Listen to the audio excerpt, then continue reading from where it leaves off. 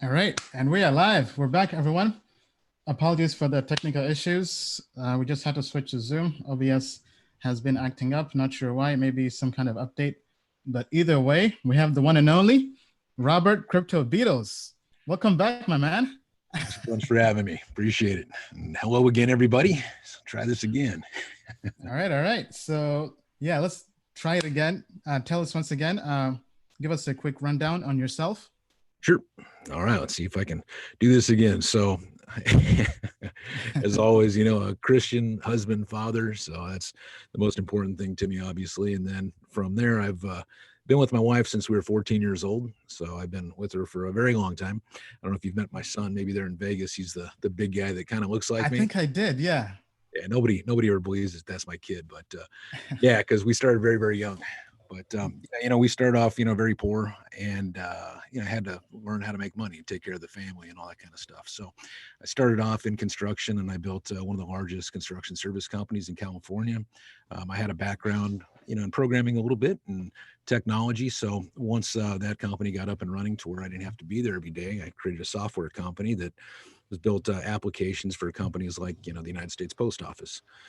Around 2011, a guy named Max Kaiser got me into Bitcoin. He was telling us how the whole financial crisis and collapse in 2008 could be averted by using this thing called Bitcoin.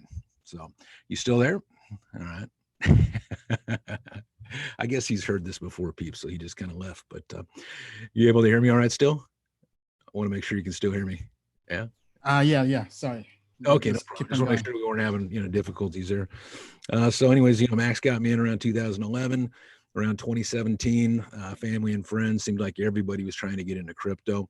I was very worried about the state of crypto at that time and all the people coming in and it possibly crashing. And I wanted to address all their questions. I had to safely store crypto, sell it, buy it, all that kind of stuff. So I did a video, me and the son, and we put it out there, and people loved it. And they started asking us to do more and more. So basically, I came up with this cheeky little name called Crypto Beadles. It was just for fun.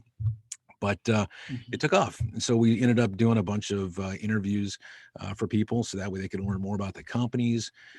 Over the past, I don't know, probably 6 months or so, I've gotten into more of just answering, the family's questions, right? So they'll ask me things about economy. They'll ask me things about personal growth. How can they become successful in environments like this? And so I've done more and more of those types of videos for them.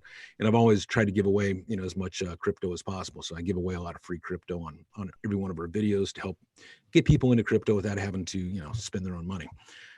And then, through this whole process, we saw a real need for basically a decentralized wallet, a safe place for people to store their money. Because over the years, I'd heard all kinds of horror stories from friends and family and people in the community about how they've lost their crypto due to, losing a seed or a key or, maybe hacked or possibly, exchanges going under and just stealing their funds. So we created the Monarch Wallet, which is, a really cool decentralized wallet. And we gave it to the world for free amidst times where there was companies out there trying to do what we did. And they had, their their market caps were in the tens of millions, like $100 million or even more, and they never even had a product, right? So we just gave it to the world and we kept improving upon it. So we allowed people to use our built-in decentralized exchange. So not only is it a decentralized wallet where they're the monarch of their money, but we also gave them the ability to swap cryptos, to be able to buy and sell cryptos, look at their portfolio, check out the news, always control their seed and key. Then we saw that there was a real need to help the basically the merchant side of things, because as we know with merchants, they get raped in high fees. They get chargebacks where somebody buys something, says they don't get it, then they get the money back from the credit card and the merchant is out the service or product plus the money. So it's kind of scary stuff. Plus they have the ability, these credit card companies or PayPal's just to close your account or freeze your funds for whatever reason that they deem. With MonarchPay, it prevents that from happening. So it's always less than 1% fee. It's decentralized. It's consumer to merchant, merchant to consumer. We're not in the middle. We don't touch the money. We have a new iteration of it coming out in the next couple of weeks with our new smart wallet. So now you don't need to worry about having like Ethereum to send tokens. So we've basically revolutionized so many different things in the blockchain industry to make this as simple as possible so that anybody can use it right there on their website or whatever. So that's live now, the beta that works, but it's, it's still blockchain intensive, but the next couple of weeks, it'll be like a streamlined type PayPal experience. And then we created a video game. And so the video game was nothing that we ever promised to the world or said we would do. It's just something that I felt that to really bring the masses into crypto, into blockchain, what better way than a blockchain, blockchain run smartphone game that you don't have to know anything about blockchain to use it. So that's one of the cool things about it is you can just pick it up and start playing without having to know anything about blockchain whatsoever. However, you get rewarded in crypto. So guess what? Next thing you know, you're basically getting paid to play, and it goes right there to your Monarch wallet, and you can use those tokens to basically do in-app purchases or just convert them right into another currency if you want. So it offers all these cool things. I was hoping to launch it earlier in this year, but due to this COVID stuff and just blockchain being difficult and just in general, everything seems to take longer. And having a decentralized team and a lot of our guys that are worried about COVID working from home, it's taking a little bit longer. So anyways, we're hoping probably the next couple of weeks to a month to get that out to people as well. And I've just done so many different things.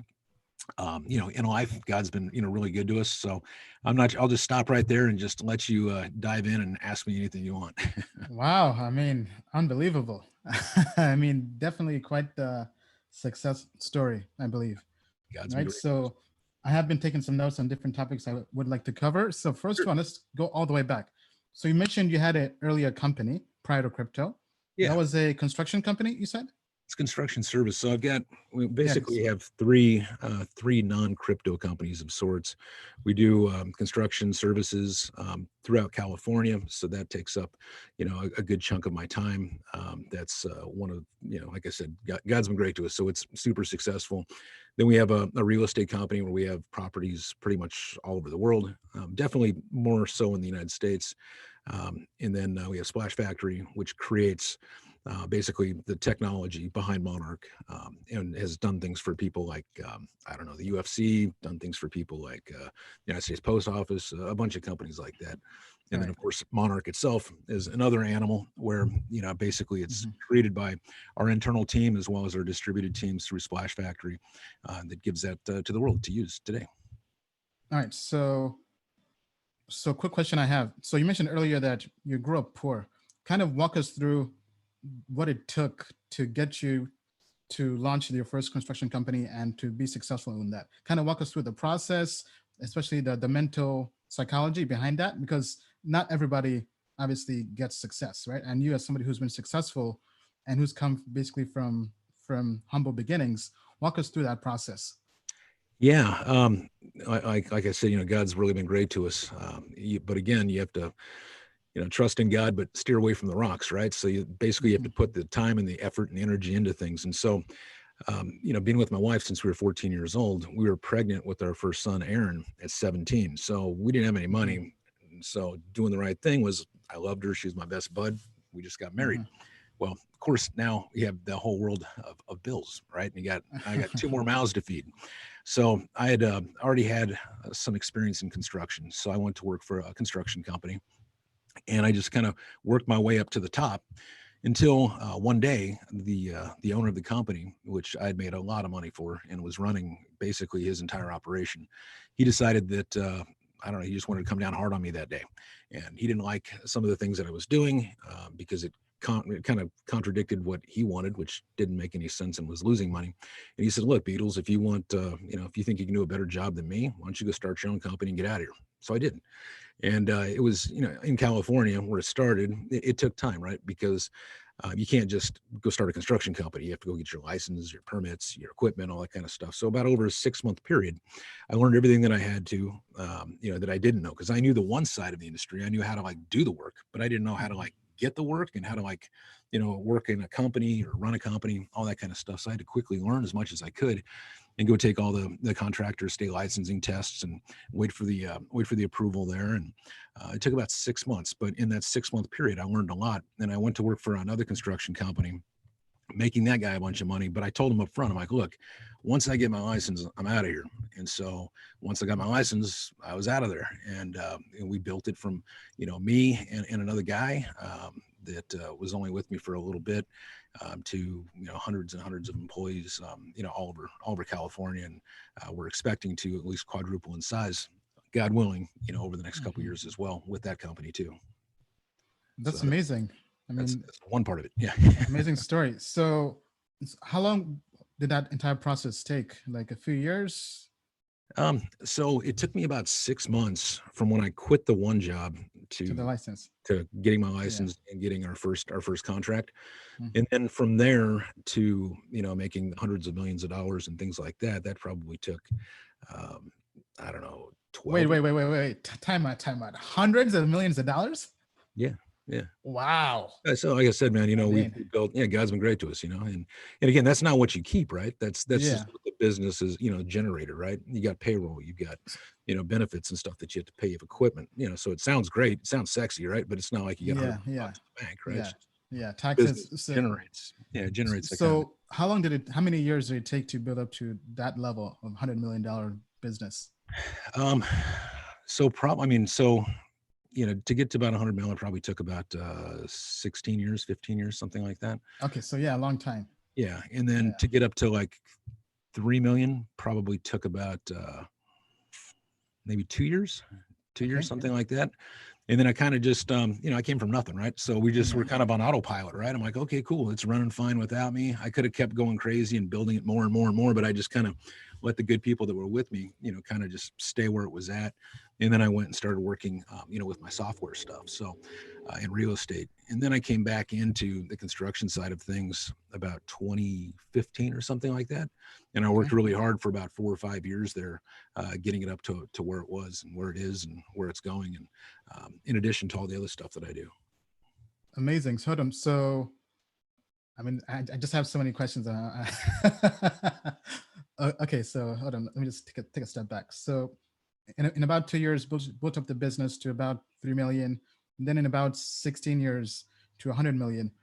Now, kind of tell us, when you say construction, what kind of work are you doing? Are you doing commercial? Are you doing real estate?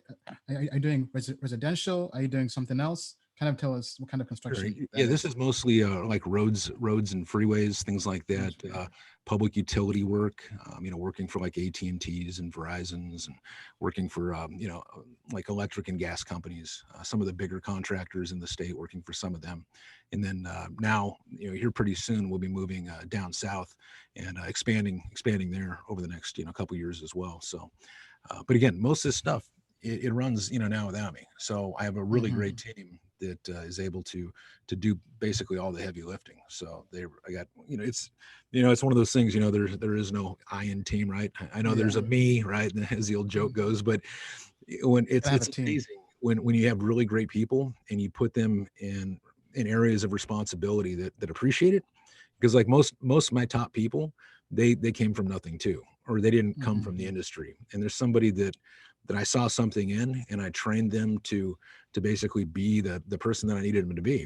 And so they've stayed loyal, and I've taken really good care of them, and I continue to do that. And so they're able to run these companies without me. So it allows me to do all the some of the other stuff, right? So it allows me to do some of the Monarch stuff, some of the crypto Beadles stuff. Allows me to do the real estate stuff, allows me to do, to grow the construction stuff. So it allows me to do a lot of different things because we have great people. It's not like this is just all me. I mean, this is Absolutely. grace of God and a bunch of great people with me. Now, so in the first year of the company, how did you get clients? Was it through RFPs? Was it through sales, cold calling? Yeah, so it was kind of all of the above. A lot of people, when they try to go out and get work, they really don't know how to do it, right? They're, maybe they're a little nervous, a little shy. They're, they really don't know the process. But with construction stuff, with the construction services side of things, like Caltrans and big organizations like that would put out basically a request for proposal, like you send an RFP. And so you could bid on it. You could send your bid to all the different people that are bidding as the prime contractor on those projects. And so you're basically peppering all these people with who you are, what you do, and how much you cost. That's kind of like how you kind of get your foot in the door. Then I would start picking up the phone and calling them. And I'd be like, yo, I've been bidding to you. I saw you got the job, but you didn't give it to me. What's going on? Why don't you like me? Let's go grab some coffee. You know what I mean? Let's go grab a beer. Yeah. Let's find out what's going on here. Right. So, I just started putting pressure, you know what I mean, on people that were getting the work, and I started putting pressure on them to give us some. And next thing you know, they caved, and they're like, all right, I'm tired of you bugging me. I'm going to give you a job. And we knocked it out of the park. We did a great job for them. Because that's one of the things, it's really difficult. It's really easy to find people to do things, but it's really hard to find people that do a good job at things for you. They always seem to, the ones that do really, really well are the ones that take really good care of their customers. And so that's something that, I've always really strived at, is to make sure that they're constantly happy with whatever it is that we're doing. Make sure that you always put the customer first. I know a lot of people say that's, not the right thing to do, but I think it is. You offer an amazing product or service, and then you really take good care of your customers, and you take even better care of your employees, your family, the people that help actually keep the service and product out there for people. I mean, that's great. That's great news. Okay, so next thing I want to talk about, you mentioned that you also invest in real estate. So yeah, I'm guessing after having some success in construction, you then began investing in real estate. Kind of walk us through your investment philosophy or process in terms of real estate investing, and then also tell us your thoughts on the market right now, especially in this pandemic. Yeah, I mean, when you look at things like what's going on in this world right now, with this pandemic, what a lot of people don't understand is the middle class is getting decimated right now. They don't realize that they're printing all this money, and there's going to be a heavy toll at the end. I forget what the current debt clock says, but basically, our money that we owe for all the different. Let me pull it up real quick. It's a crazy number. I want to say it's like almost $80 trillion are unfunded liabilities. And this here, let me just U.S. debt clock. I want to say it's close to 80 trillion, just for unfunded. Yeah. So right now, this is what it shows. It shows U.S. total debt for the unfunded debt and interest and liabilities of $77 trillion. And that doesn't take into account the new funny money that they're going to be printing in this new stimulus package, right? So the reason why I say that is there's no way that we're ever going to be able to pay that back, ever. Not our generation, not future generations. It's going to inflate, basically the currency. It's coming. I know that there's a counter argument to this, and I know that there's also a group of people out there saying that this is all by design, and Trump is going to end up adding sound money and removing all this crazy debt. But without that happening, just sticking to like the basics here, the middle class, if you look over the past, 30 years, their wages have only gone up around $7,000 a year. But if you look at all their expenses have gone up anywhere from 2 to 4x what they used to be, from, from like the 80s to now, 89 to now, something like that. Their expenses have gone up a lot. And the reason why I say this is the more money they print, the less your money is worth, as you can see by the expenses are going up. But if you're only making $7,000 more in the past, basically like 30, 40 years, it's unsustainable. And so all this money that they're printing is going to decimate the middle class unless something astronomical changes here very, very quickly. And so I wrote a book in 2010 called Here's What You Do. A lot of my friends and family were asking me, how'd you make your money? How'd you do this? How'd you do that? So I just wrote a simple book that talks about basically investing in assets, because the currency is basically funny money. There's nothing backing it. A lot of people know this stuff, but this wasn't popular to say back then. And now more people are starting to understand it, but yet they're taking these $1,200 checks and they don't realize that it's basically the death of them. So anyways, I started investing in real assets, right? Whether it was gold and silver, real estate, things that no matter what currency you're in, you're going to need more currency to purchase the asset. So I never thought about, hey, let's go buy this Lamborghini, let's go buy this, this yacht, this expensive toys. Never. I just bought assets, real estate all over the country. And in some places outside of the country. But again, I just knew that this debt is unsustainable. Printing of money, I didn't want to be wiped out. I warned people about it. Stocks and things like that are scary as well, because they can go to zero. So can a lot of cryptos. But people always need a roof over their head. People always need, they need a place to live. And there's usually some kind of government subsidy or government program to help a lot of the, some of the middle class, or even like the really poor people. There's subsidies out there for them. So knowing that as a landlord, if you have really good properties, really nice properties, they're not slum, and you take really good care of your tenants, they stay there for a long time. So you get that passive income. Plus, you have the appreciation of the actual asset. So no matter what currency you're in, it typically goes up in value, other than in 2008 for obvious reasons. But again, it doesn't really matter, because even in 2008, when the housing prices came down, guess what? the rent still kept coming in, because I never really buy houses thinking I'm going to sell them. They're just passive income machines. They're just always printing money. And so you get the appreciation, and then you're able to depreciate, the actual house itself against your taxes and things like that. So that was something that I knew was, super important. And it's something that you can pass on to future generations. They'll always have, passive income coming in, and always have assets there that, are family owned. Nice, nice. I mean, that's definitely the way to go, because even me, myself, I haven't yet made any investments in real estate, but it's something I have been meaning to do. I've just kind of been distracted with crypto. Now, what's the book's name you mentioned? Oh, Here's What You Do. Here's What You Do. And where can people find that book? It's out there still. I took it down. Website, Amazon or something? Yeah, it's probably still on Amazon. Yeah, I wrote it and I put it out there to the world, and then my family and friends and a lot of people in the neighborhood wanted me to run for public office. So Wow. I took down the book because I didn't want to have a book up while running for Congress. And then I quickly realized that running for public office was not for me whatsoever. So I just decided to help, good people get into office versus be the guy that, is on office. Yeah, it's Where a was really, this? In California? yeah, in California, 2010. So it was, yeah, it's definitely not for me. I definitely want nothing to do with politics, but I have no problem helping good people get elected into politics if that's what they want. But it is a dirty, dirty game. You know what I mean? It's very Yeah. tolling on the families. Politicians. Yeah, they're they gotta have some thick skin, to do that for sure. So Yeah. That's great though. That's great. Okay, so then I'm just going here through my notes. So you have the software company as well.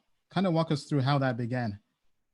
Well, when I was a kid, I used to build the good old, BBSs, the bulletin board, systems, and, have, take over the phone line. And, my parents would get all mad, when I was a kid, because, they'd go to use the phone, and next thing you know, you're hearing basically, the like a fax machine, of course. But, yeah, the good old modem screams.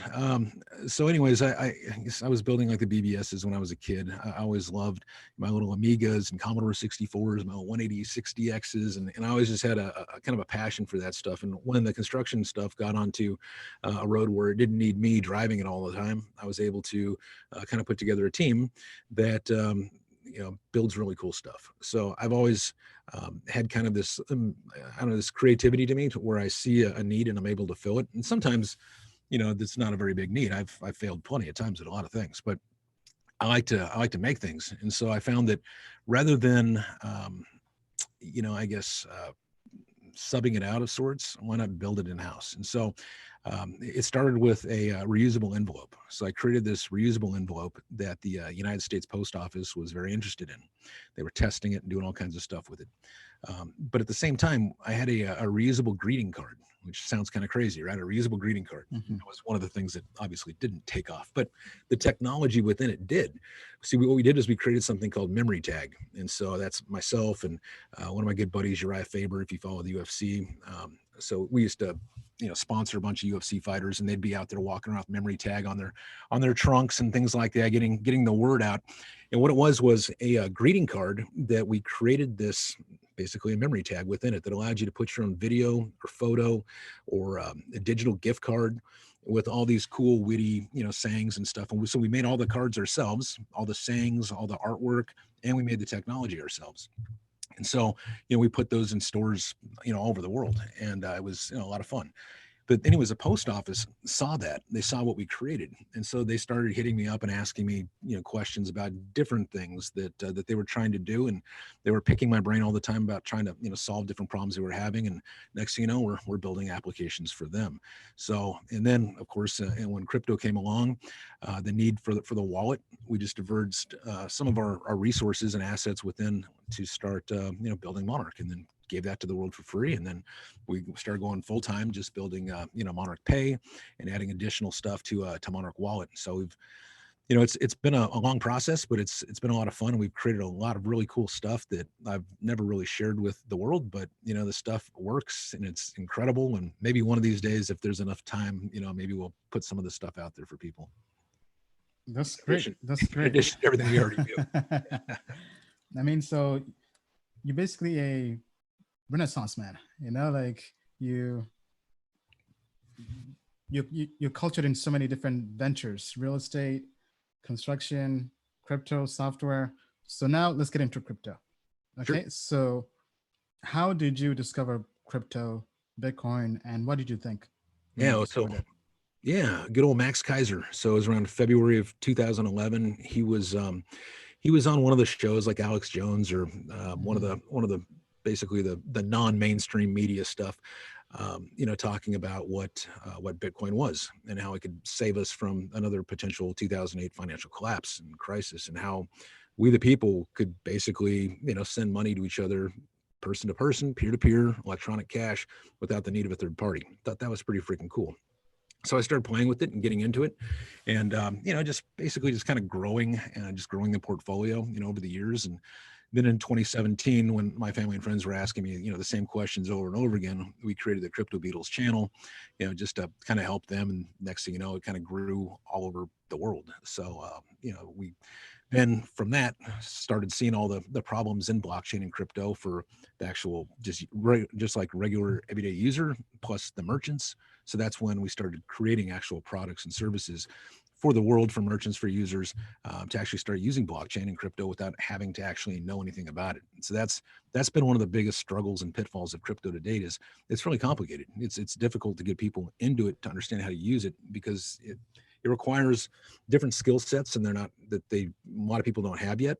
So what I'm trying to do is make everything, myself and Sneh, we're trying to make everything to where it's just intuitive, where you don't have to know anything about crypto. You're just sending tokens or using a product or a service, and it's using blockchain, and it works great, and it's safe, and it's decentralized. So that way it stays true to basically, the Bitcoin beginnings of it can be peer-to-peer. You don't have to have that third party. So on Monarch, it sounds like a scary name or something, but what it is it allows you and you alone to be the monarch of your money. So that way you don't have somebody else with their hands in your money. Like Monarch doesn't store anybody's money. We don't touch anybody's money. The user generates their own wallets. It's stored, locally with them. They and they alone have their seed or their keys. We don't have any of that stuff. When it comes to MonarchPay, it's the exact same thing. It's a decentralized blockchain smart wallet that we created. It uses Ethereum plus about, right now it's MonarchPay is basically all Ethereum based because of the smart, basically all the Smart contracts. the smart contracts, but also because we're using stable coins and stable tokens, because merchants, as you know, we've seen these big swifts, these big swooping prices that just change overnight for merchants. And that volatility is great for traders, but it's a horrible business model for a business owner, because they got to make payroll. And so if they got $100 and that's all they got left to their name, and then Bitcoin drops 85%, what do? How do they pay their bills? Or, go bigger, say it's $100,000 and it drops 50%. Now they only got 50 grand. How are they going to make payroll? How are they going to pay their bills? So we wanted to implement using just stable coins and stable tokens in there. So Ethereum right now is what we're using on MonarchPay, because I haven't seen anything else out there yet. Any other blockchain that has anything that's stable. I mean, you got the Omni protocol with Tether, but Tether's also on Ethereum. So, it just made more sense to use stable coins and stable tokens using smart contracts based on Ethereum. Whereas the Monarch Wallet has about, 7 or 10 blockchains in it.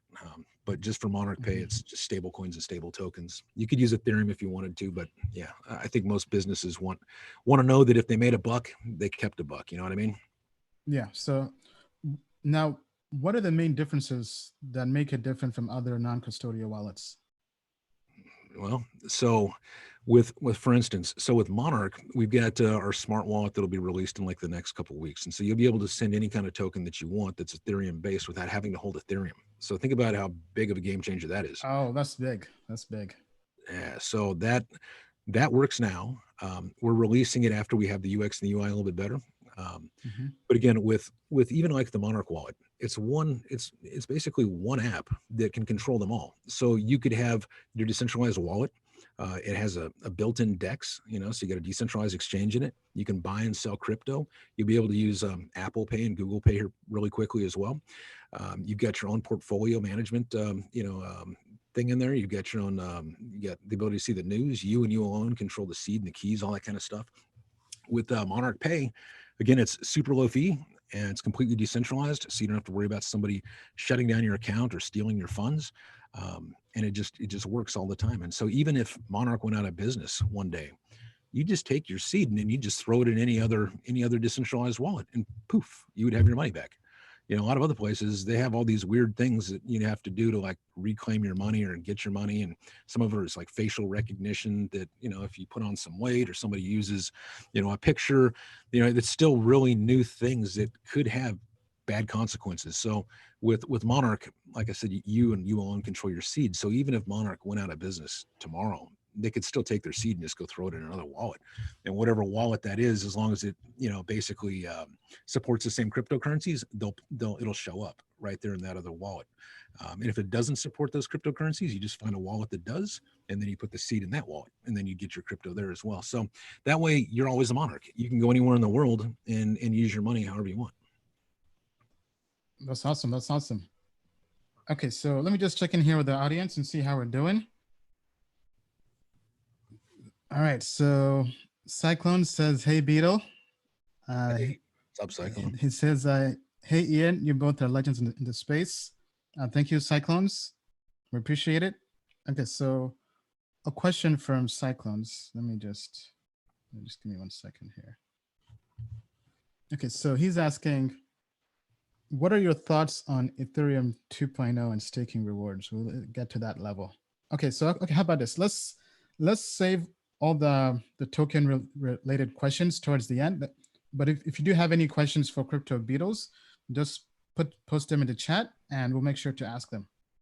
Okay, just want to make sure we have all those kind of off-topic questions towards the end. Okay, let's talk about the video game. All right. Yeah, so that I'm hoping, like I said, I was hoping to get it out months ago, but we just keep making it better and better and better. And it's actually really addicting. And it's super simple to use. It allows for, you can pick your own character of sorts. Here pretty soon you'll be able to add your own skins, you know, kind of like a Modern Warfare, PUBG type thing. But it's very simple to use, smartphone game, runs on blockchain. Every week, a winner is chosen as well, whoever has the highest scores, and they're actually paid like a lump sum of crypto, you know, Monarch tokens. And then what else do we got in there? It's multiplayer, so you can play with your friends. You can chat with your friends. It has all the basic functions that you would expect in, you know, one of these top line, you know, endless runner type games that people use all the time, that are, you know, smartphone games. So it's very easy to use. And then there's another layer to it. It's like, okay, so now you've mastered playing the game, or you like playing it. That's great. But look at all these rewards you're getting. What do you want to do with them? And so then it starts teaching them how to, you know, use the wallet, use crypto, and, you know, I think it's going to do really, really well. We have a really great, you know, community already within Monarch, and this type of stuff, I just think people everywhere will just enjoy it and use it, and I've never seen anything like it. And so it's another way to help you know, get Monarch awareness, help get people into blockchain and crypto, or just simply let somebody play a really cool and fun game. So it's pretty incredible. I'm hoping a couple of weeks. You know, every week it seems like there's another setback, right? Because you're dealing with Apple and Google, and so they make changes, and so we have to, you know, make changes, of course. Or we're kind of picky, and so when we look at to launch, a couple weeks, yeah, I'm hoping a couple weeks, yeah. But right.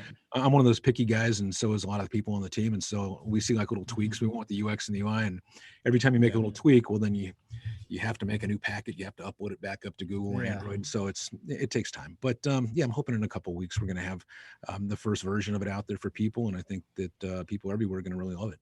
Now, is that built on Ethereum blockchain or some other blockchain? Yeah, it's built on Ethereum as well. So how do you handle the scaling? Because I thought that Ethereum doesn't really handle games well. Now, are you doing everything off chain? Yeah. So yeah, this game here in particular, the only part of it that's actual like going to be blockchain dependent, that has a potential for clogging, would be when they're actually converting, you know, the actual token into another token, because everything is done locally within their phone. So we found a way to basically do credits to crypto within the phone. And then the blockchain aspect of it isn't going to be like everybody's on the chain at the same time trying to play the game, because we all know Ethereum can't handle that. So I just have bits and pieces of it that actually use blockchain. So basically people always control their funds. their wallet, they have, you know, their personal information, all that stuff is saved there as well, but it's not enough to clog up the chain. All right, that's good. That's good. It uses the best. It uses the best of Ethereum, and not all the stuff that doesn't work so well. All right, so we had a question here from somebody in the comments. He's asking, this comes from Twitter, from the Crypto Plan Group. How long did it take you to finish the wallet? It's never finished. I don't know that it'll ever be finished. When did Monarch Wallet first come available? I believe I think we launched version 1. I think it was was it 2017, 2018? I think it might have been, you know, I come to think it might have been around March 2018, something like that, when the first version of our wallet came out.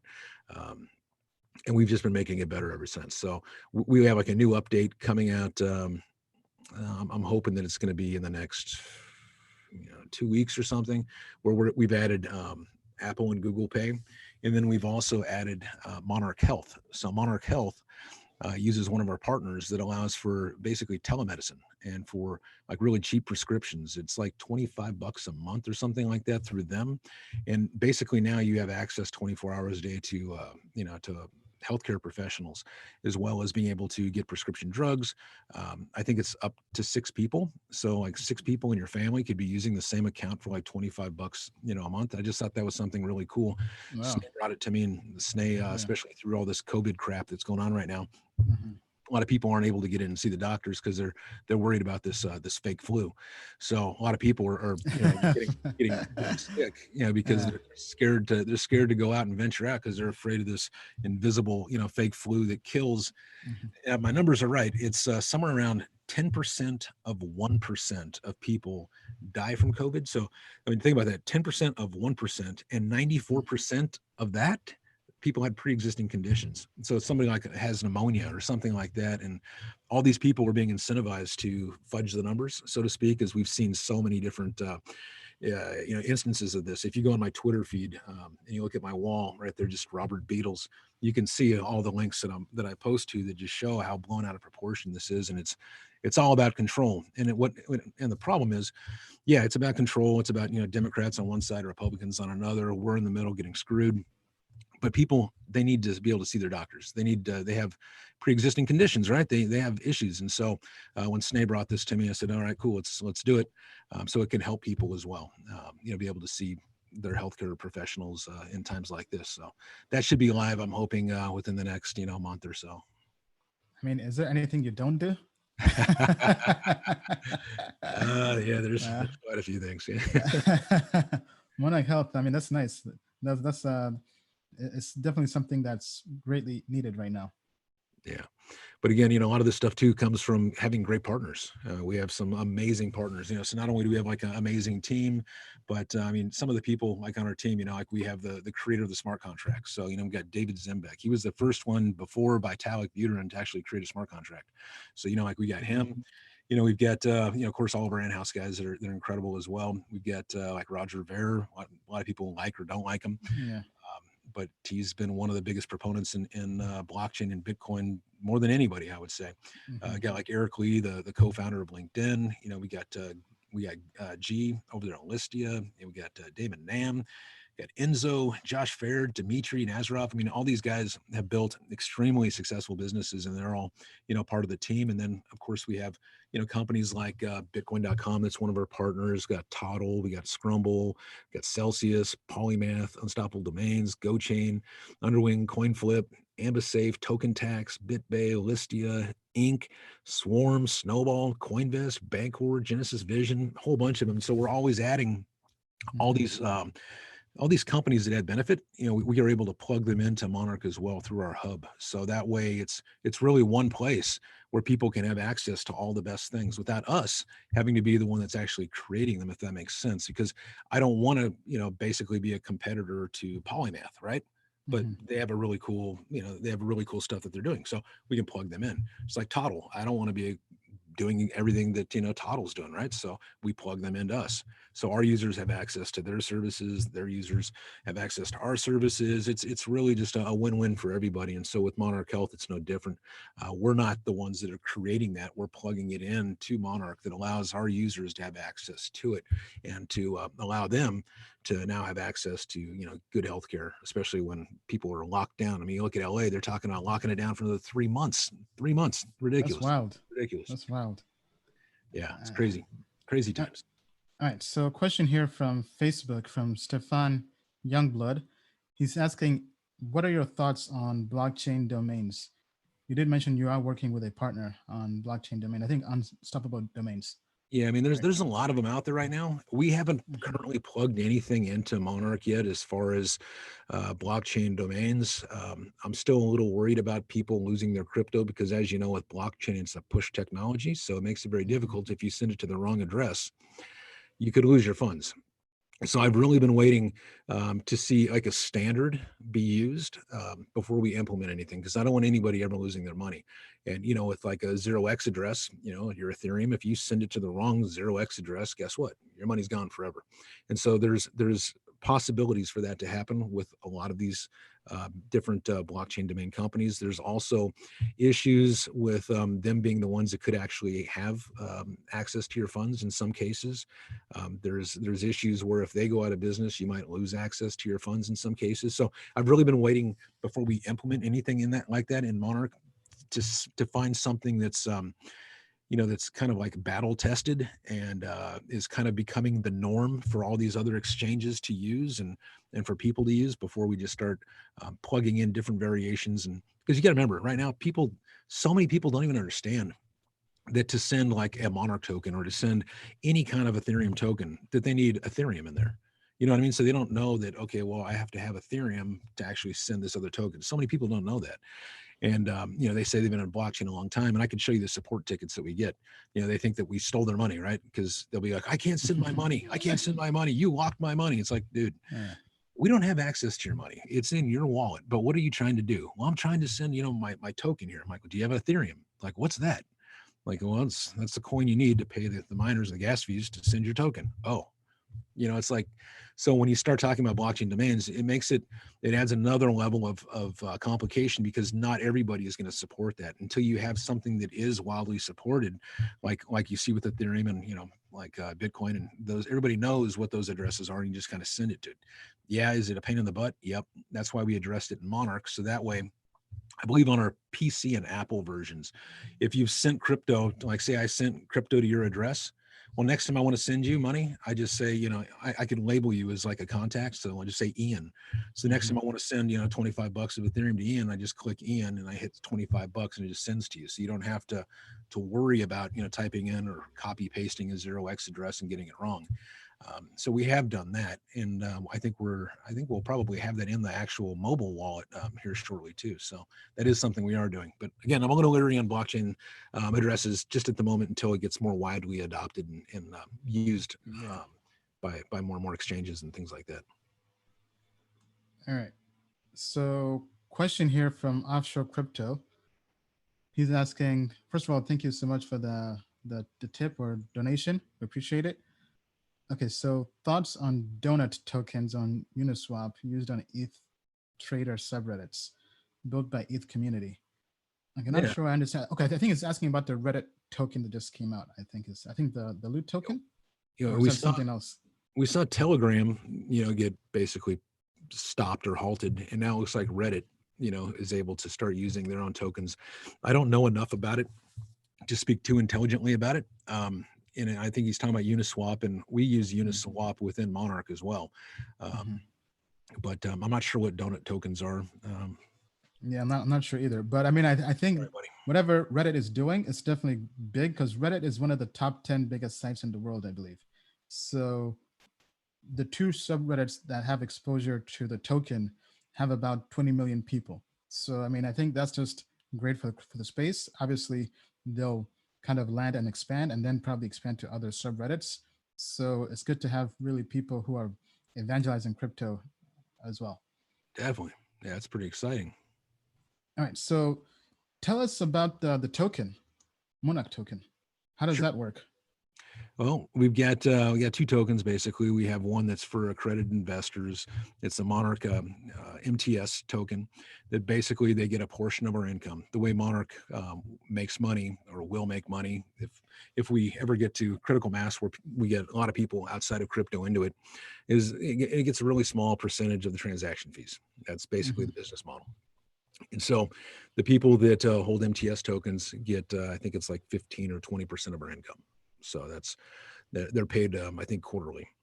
And then the actual utility token itself for the rest of the world are the things that'll be used to lower fees. So instead of paying like a 1% fee, you'd be paying a 0.5% fee. It's also the token that's used to pay the income of the people that hold the MTS tokens.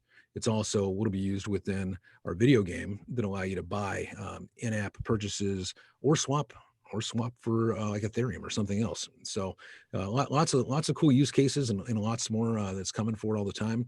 But basically, it works with as a utility within the actual Monarch ecosystem to lessen fees, and then also to use it to actually purchase things within like the smartphone game and things like that. So, and then also to pay the MTS holders. Okay, that's good. That's good to know. Okay, so if you have any questions for Robert, please just ask them in the questions down below. Keep them coming. Okay, let me take a look here. We already talked about the video games. MoseTube says this is inspirational. Absolutely. I mean, I think he definitely has a great story. Also, he's been joined by a great team. Yeah, CryptoPlan says, love the show. Thank you. Thank you. Okay. Where's all the people talking at? I got the YouTube up right here. So I have like Restream where it posts in comments across everywhere.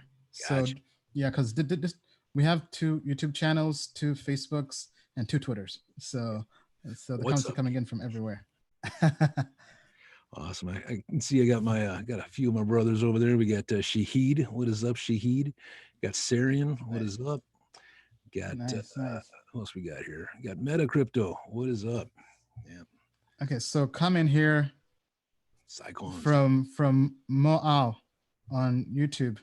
Beadles, what's the next blockchain you're adding to Monarch? We've got a list of so many different ones that the family wants us to add. I initially wanted to add Monero, but I really worry about the privacy side of things.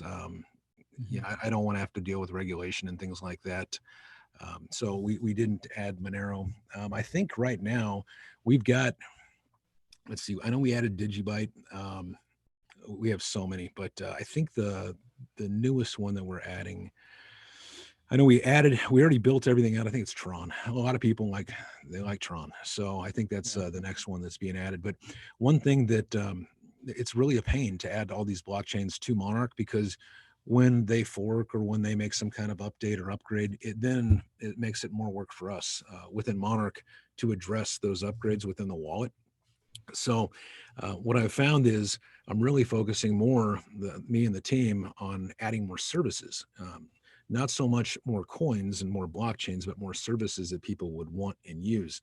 Because you've seen so many crypto projects come and go, and we have to be very careful, who we add to the wallet, what blockchains we add to the wallet, how stable those chains are, because it makes a lot of work for us. It's a ton of work, and we run all of our own nodes, and a lot goes into it. So I think Tron is proved to be stable enough.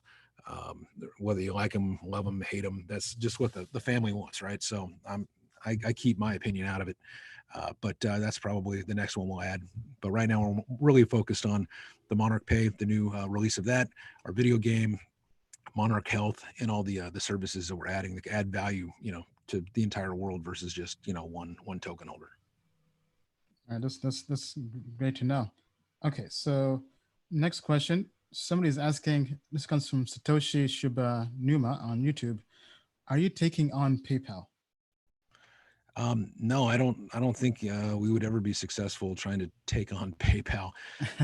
PayPal, is, has, basically it has a need, right? People use it. A lot of people like it. A lot of people don't like it. But what we are is something a little different. So with Monarch, it's a decentralized platform. So we're not the PayPal. We're not the Monarch of your money. You're the Monarch.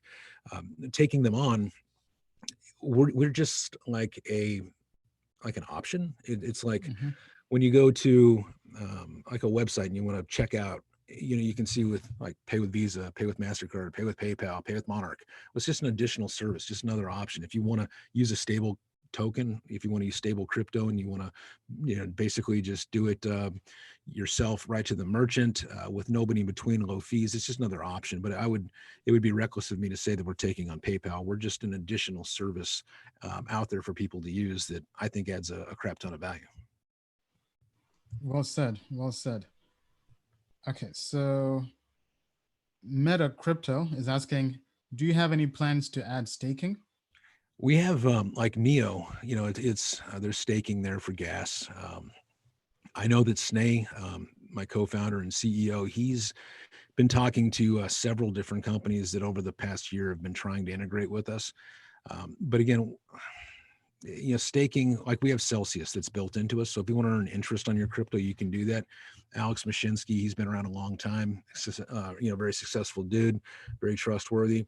Some of these other staking services, I'm sure there's some good ones out there. I haven't done as much research as Snay has on it because he's had a bunch of meetings with these people, but I've already seen one or two of them either go out of business or merge and get bought by another company. So I'm very leery about adding new services with partners because we will never touch your money. So just like with Celsius, we don't have, any say on what happens to your crypto. So if you want to start earning interest, you basically through the Monarch Wallet, it goes from Monarch, your account, when you send it over to a Celsius account, which is now centralized, basically meaning that BitGo, the service provider that Celsius uses, is holding your crypto. And so Mm-hmm. if the market goes up and you want to get out of it and maybe there's some delays, that's not us. That's, a centralized service, or maybe the market crashes and you can't get your tokens or coins out fast enough. There's issues, right? Of course, something just going out of business altogether. So with staking, that's what I've mostly seen. And even some of the decentralized stuff that is supposedly staking, there's problems with the smart contracts where people lose all their money because they didn't write a smart contract. They wrote a stupid smart contract, and people think that, if it's just decentralized and it's just a blockchain, everything's great. Well, no, if you have to backdoor for hackers, they can come in and take the money. And we've seen this happen too. So my long-winded explanation is when something is safe that we've vetted, that the people decide that they really want, and there's a really big demand for it, which I don't see right now, then we'll add it. But it's going to be a minute. All right. So it's now time to put you in the hot seat. So everyone that comes on the show, we put them in the hot seat where we ask them basically rapid fire questions. Don't worry, I have a feeling you'll handle this fine, just fine. So the first question is, what are 3 books you've read that changed your life? 3 books. Well, The Richest Man in Babylon is now when I read the Bible every night. So the Bible is number 1 for me. But I think you're talking about self-help and things like that. So I would say first the Bible, number 1, 100%. Then I would Richest Man in Babylon. That's another really good one. Then, I really love The Art of War, but it's a little bit hard to digest for a lot of people. So, Sun Tzu, it's one of the oldest books. It's really, great information. But another really good one too is, Think and Grow Rich. That's another one by Napoleon Hill. And these are all kind of old school books, as you can see. Classics, though. I'm an old school guy, right? And there's so many, like Tim Ferriss books and all that kind of stuff that's out there. But most of them are taking the best principles of these books that I'm mentioning right now, and they're just finding another way to present it to you. So Rich Dad Poor Dad, Robert Kiyosaki, that's another incredible book for people that are just trying to understand how to start a business, and how people the mindset that they should have before they venture into business. Those are some pretty solid books. Great list, great list. I mean, they're all classics. I've read all of them. Yeah, I've read all of them. The Bible, obviously, Rich Dad, Poor Dad, Richest Man in Babylon. What was the other one you mentioned?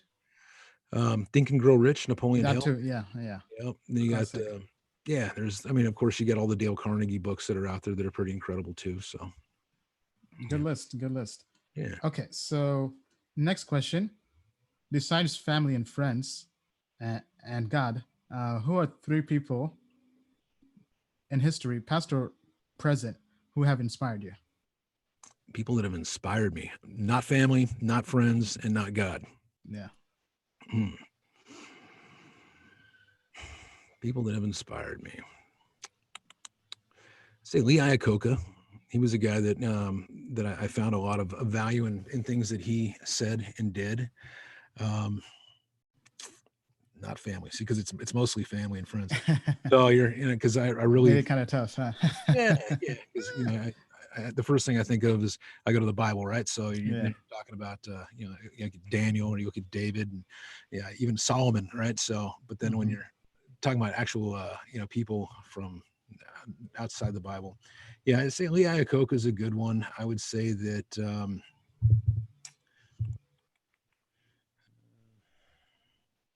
I mean, other than people from the Bible, that's pretty much it. Yeah. All right. So how about this Warren Buffett guy and all this? Everybody else knows. I know all the Steve Jobs, the Bezos, everything that people always normally say. That's just, I just more from the Bible. Question for you. So kind of follow-up question. So on the Bible, have you always been a person of faith, or was there a moment that made you more faithful and kind of drift to the Bible even more? I mean, I grew up a Christian family. That's normally how things go. But I quickly realized growing up, the more that I put on him, the better it got for me and for the people around me. And I realized that it wasn't a coincidence. And a lot of people think that, it's just, you're basically just, praying to the air, or he's not really there. Maybe he is there, maybe he's not there. But I realized quickly that when I would ask for things, if I was supposed to get them, I would get them. And if I wasn't, I wouldn't. And it's one of those things, be careful what you wish for, because you might get it all, or, and then like the Garth Brooks song, thank God for unanswered prayers. I started to realize that everything in my life was happening, for a reason. And, I give all the credit to God, family, and, all of our employees, and basically their family too, for all of our successes. And it's just been one of those those gradual growths where, you kind of know it as a kid. When you're a kid, you're going to church, you're not really digging it. You just can't wait to get out of there. It's kind of boring. But then as you start getting a little bit older, I started to connect the dots and do more reading, and things just became a lot more clear. And when you look at the Bible, you get like a 4,000-year-old book that tells you the whole history of the world. Whenever you have questions, you can go there and you can find the answers. It's pretty incredible. Most scientists, they want us to believe that two rocks slammed together and created everything. Where the rocks come from? Where the rocks come from, right? Now that would definitely make this show go on probably twice as long. Right? All right, so we're moving on to the next part of the hot seat. What are 3 actions you've taken in your life that have transformed your life and changed it? So 3 actions. Okay, so I mean, putting my faith and trust in God. Always trying to better and improve myself. So I don't even have a high school diploma. You know what I mean? So I have an adult school diploma, but I don't even have a high school diploma. I don't have college degrees. I'm completely self-taught, self-read. I go usually against the mainstream way of thinking. So when people are constantly saying the same thing, it's like, okay, something bad's going to happen, because everybody knows that when everybody knows, usually things bad go happen. Like when you look at Bitcoin, everybody's saying buy Bitcoin in 2017. You watch my video, I'm telling everybody, be careful. It could go to zero, it could crash. This thing's going to dump.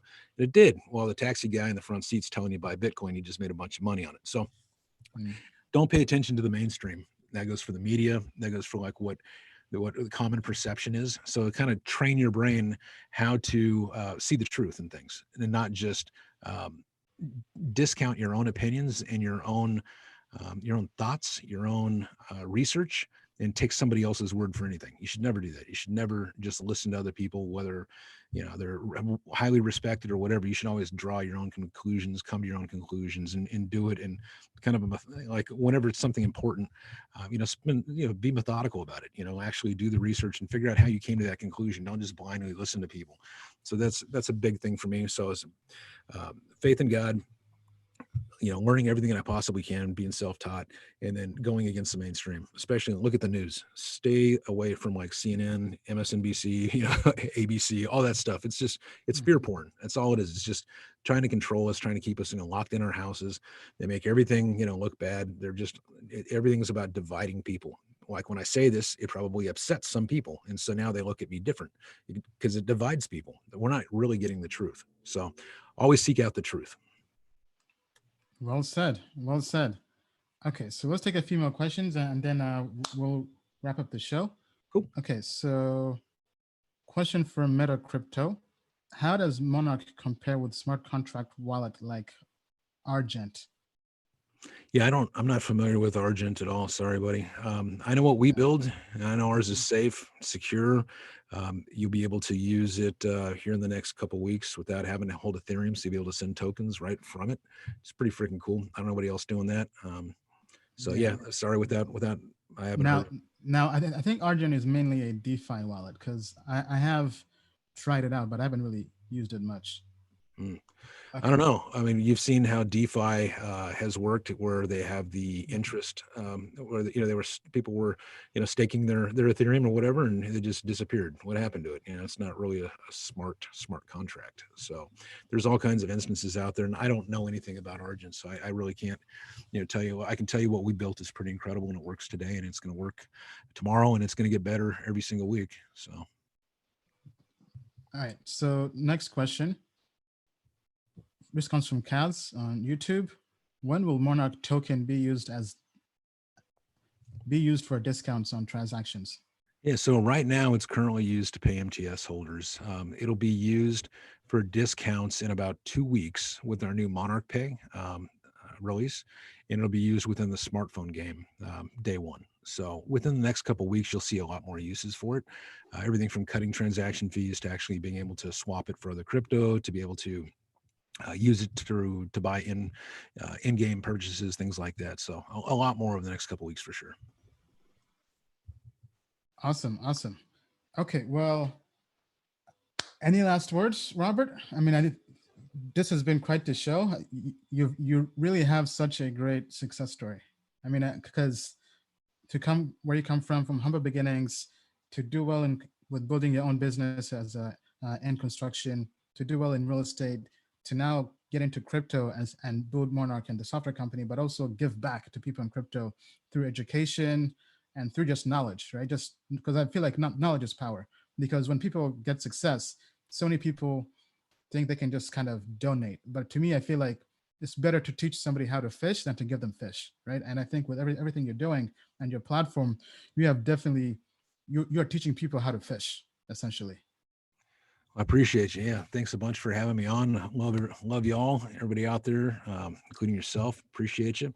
I would guess, just to close on, for people that want to learn more about Monarch, you can go to monarchwallet.com. You go to monarchpay.com. Anybody wants to learn more about me, you can just type in cryptobeadles.com, and links to all my socials are there. But yeah, everybody out there, just, stay sane, because we're living through some crazy times right now. Yeah, I guarantee you, it is nowhere near as bad as they're trying to make it sound. And anybody that looks into it, you can look on my Twitter wall. I won't, take another hour to explain all the craziness that we, the people, are allowing to happen from these elected dictators. Basically, they're locking us in our houses and keeping society down. It's a very troubling time right now. So make sure that you're staying safe and sane, and definitely stay educated out there, peeps. All right, we'll do. And thank you, everybody. Once again, please be sure to like, subscribe, and share this show. This was a great show. And as we like to say, the moon is not the limit, to the moon and beyond. Thank you, everybody. God bless.